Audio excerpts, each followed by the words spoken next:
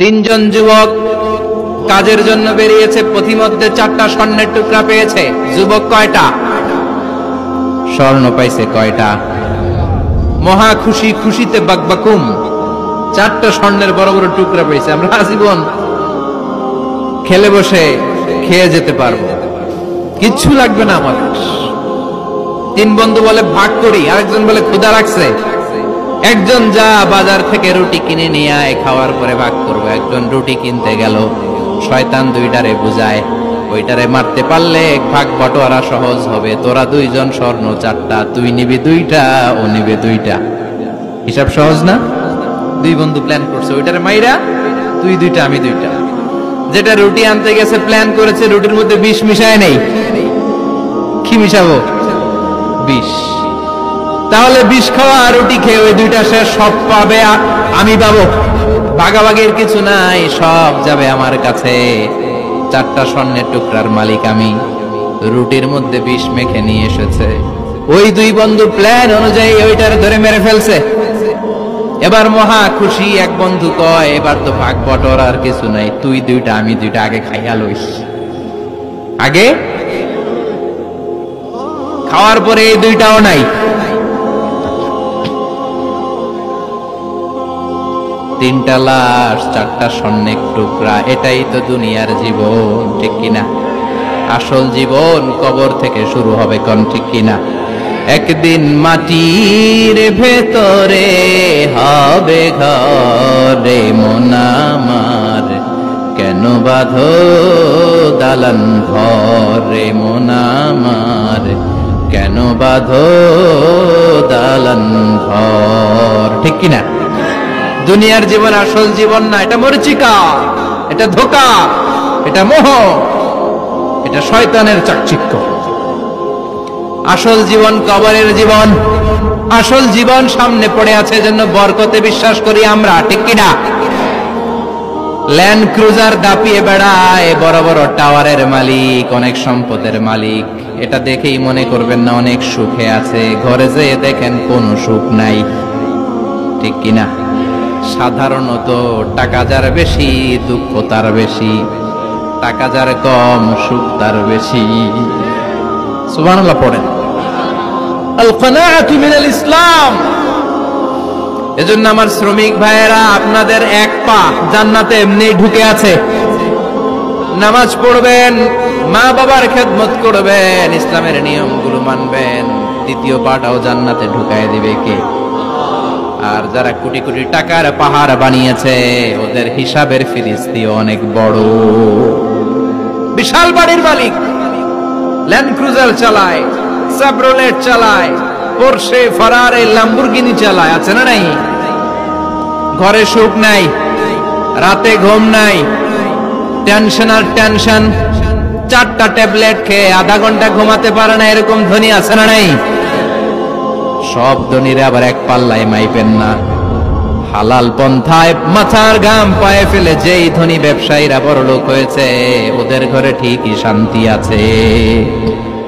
তার মানে টাকা যার বেশি, অসুখ তার বেশি, কিচ্ছু খেতে পারে না। দেখবেন ধনীদের খাবারের ডায়েটে থাকে ভেজিটেবলস আইটেম, ঠিক কিনা?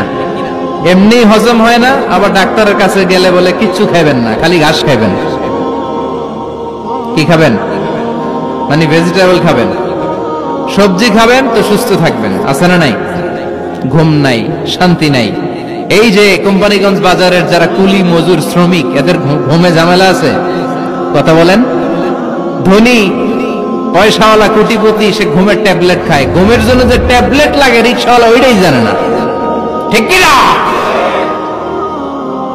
1000 কোটি টাকার মালিক হলে বাড়ি কিনা যায়, গাড়ি কিনা যায়, সুখ কিনা যায় না। কোম্পানিগঞ্জ বাজারে সুখ বিক্রি হয় এমন দোকান আছে নাকি? কথা কন, একটাও নেই। কি করলেন আপনারা? সুখের দোকান দিতে পারলেন না? কি আজীব তামাশা। টাকা দিয়ে সুখ কিনা যায় না, গাড়ি কিনা যায়, বাড়ি কিনা যায়, কিন্তু সুখ নো ওয়ে, কেনা যায় না। টাকা হলে জাজিম কিনা যায়, বালিশ কিনা যায়, ঘুম কিনা যায় না। ঘুম কিনা যায়? ফার্মেসিতে ডাক্তারের কাছে যে যদি বলেন 2000 টাকার ঘুম দেন, দিবে? ডাক্তার কি বলবে? দূর মিয়া, আমারই ঘুম আসে না, তোমারে আমি ঘুম বিক্রি করব, আচ্ছা না নাই? শ্রমিক ভাই, রিকশাওয়ালাদের ঘুমের ঝামেলা নাই, যেখানে রাই তো ওইখানেই, যেখানে রাই তো ওইখানেই কাই। ওর মাথা লাগতে দেরি বিছানায়, নাক ডাকতে দেরি হয়, ওর নাকের ডাকের আওয়াজে ট্রাকের ইঞ্জিনও ফেল, ঠিক কিনা? এজন্য আমরা বরকতে বিশ্বাসী। অল্প খাবো, অল্প পড়বো, অল্প জমাবো, অল্পের ভেতরে বরকত দিয়েছে কে? এজন্য মেহমান আসলে বিশ্বনবী খুশি হতেন, আমরাও মেহমান আসলে খুশি হব। রাজি আছি না নাই? সবাই রাজি? মেহমানদারি করাবেন তো?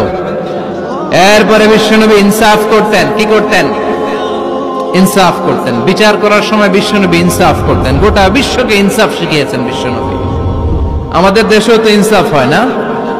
হাইকোর্টে, সুপ্রিম কোর্টে, গ্রাম্য সালিশে আছে, আছে। আহা, আহকামুল হাকিমিনের দরবারে সবগুলো বিচার আবার বসবে। চিল্লায় বলেন ঠিক কিনা? ও মিয়া, দুনিয়াতে বিচারপতি বিচারের রায় দেয়, ওই বিচারপতিরও বিচার আছে না নাই? সবচেয়ে বড় বিচারপতির নাম কি? বিশ্বনবী ইনসাফ করে গোটা বিশ্বকে দেখিয়ে গেলেন কেমন করে বিচার করতে হয়। বিশ্বনবীর কাছে কখনো বিচার আসলে বিশ্বনবী দুই পক্ষের কথা শুনে রায় দিতেন। পড়েন সুবহানাল্লাহ।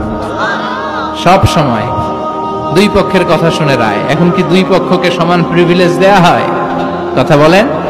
কারণ কোরআন দিয়ে বিচার হয় না। কোরআন দিয়ে বিচার হোক আমরা চাই কি চাই না? আমার সংসদ ভবনের ভেতরে কোরআনের আইন দিয়ে সংসদ ভবন কায়েম হোক আমরা চাই কি চাই না? সেনাবাহিনীর ভেতরে দরবার হলগুলোতে যখন আলোচনা বসে কোরআন মাঝখানে থাকবে, চিল্লায় বলেন ঠিক কিনা? দেশের সবগুলো ক্যান্টনমেন্টের ভেতরে কোরআন থাকার দরকার আছে না নাই? সবগুলো আদালতের ভেতরে কোরআন থাকার দরকার আছে না নাই? কোরআনের আইন অনুযায়ী আমার দেশের সব নিয়ম কারণ চলবে আমরা চাই কি চাই না? এই কোরআনের আইনের বিরুদ্ধে যদি কোনো আইন পাশ করা হয় আমরা ওই আইনের বিরুদ্ধে চিৎকার করে বলেন ঠিক কিনা? আমরা এই কোরআনের জন্য সব বাজি রাখতে রাজি আছি। আমরা জীবন বাজি রাখতে রাজি আছি। আমরা দেহের তাজা রক্ত বিলিয়ে দিতে রাজি আছি। জোরে বলেন ঠিক কিনা? কোরআনের জন্য কে কে ময়দানে থাকতে রাজি আছেন? হাত উঁচু করে আল্লাহর দেখা।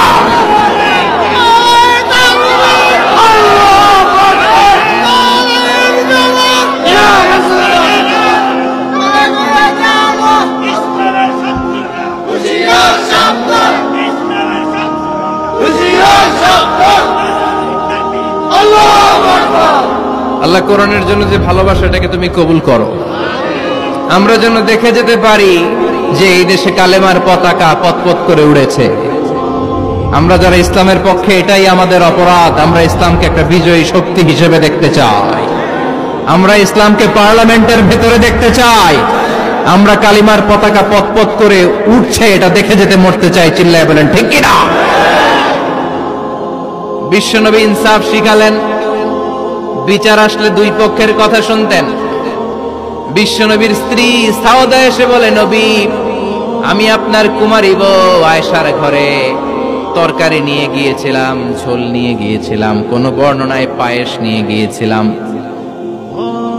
তরকারি দেওয়ার পরে আপনার স্ত্রী রেগে বলে, তরকারি দিলা কেন? আমি কি তরকারি রাঁধতে পারি না? আনলা কেন?